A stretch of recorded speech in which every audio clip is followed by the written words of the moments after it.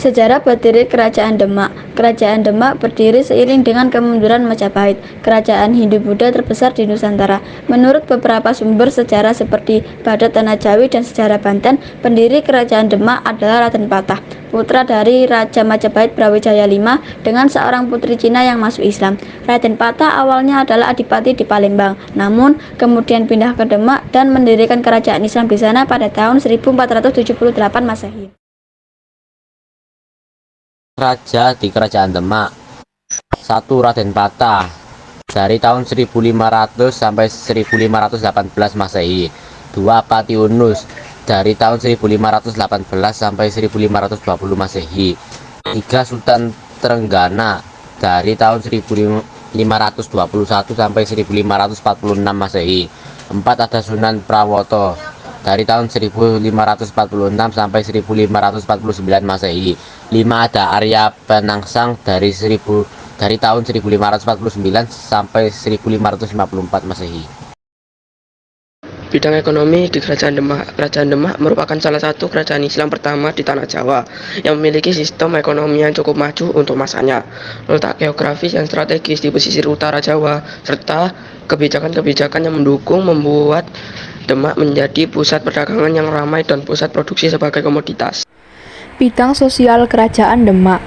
Kehidupan sosial Kerajaan Demak tidak jauh berbeda dengan kehidupan sosial pada kerajaan sebelumnya. Hanya pada masa kekuasaan Demak, kehidupan masyarakatlah diatur oleh aturan-aturan atau hukum-hukum yang berlaku dalam ajaran Islam, tetapi tidak begitu saja meninggalkan tradisi lama, sehingga muncullah sistem kehidupan yang telah mendapat pengaruh Islam.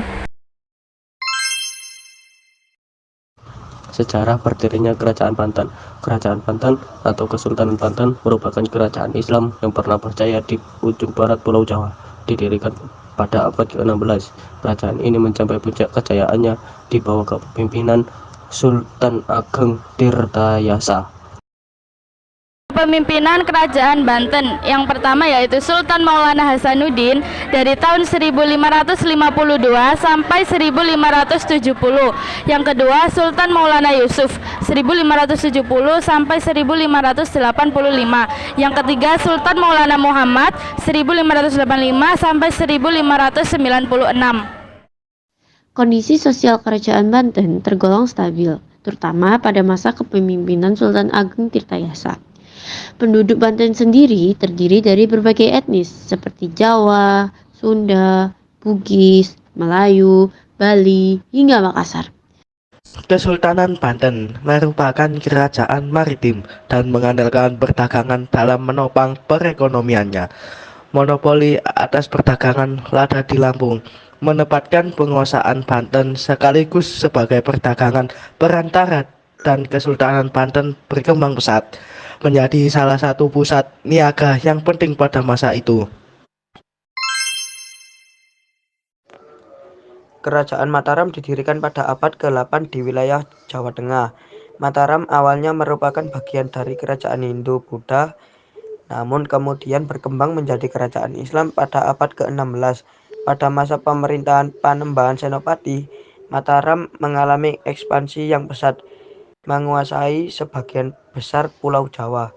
Kerajaan ini dikenal karena pengaruhnya dalam penyebaran Islam dan budaya Jawa. Mataram juga terlibat dalam berbagai konflik, baik internal maupun eksternal, termasuk dengan VOC (Verenigd Oostindische Compagnie). Setelah melewati masa kejayaan, Mataram akhirnya terpecah menjadi dua bagian, Mataram Islam dan Kerajaan Yogyakarta, yang tetap berpengaruh hingga saat ini. Raja Kerajaan Mataram yang pertama Sutawijaya atau Panembahan Senopati tahun 1584 sampai 1601. Yang kedua Raden Mas Jolang atau Panembahan Seda ing Krapyak tahun 1601 sampai 1613. Yang ketiga Raden Mas Rangsang atau Sultan Agung Hanyakrakusuma tahun 1613 sampai 1645. Yang keempat Raden Mas Sayyidin atau Amangkurat I tahun 1646 sampai 1677. Ekonomi Kerajaan Mataram didasarkan pada pertanian, dengan padi sebagai komoditas utama. Sosial, terdapat stratifikasi sosial yang jelas terdiri dari raja, bangsawan, petani, dan masyarakat bawah dengan hubungan yang didasarkan pada patronase.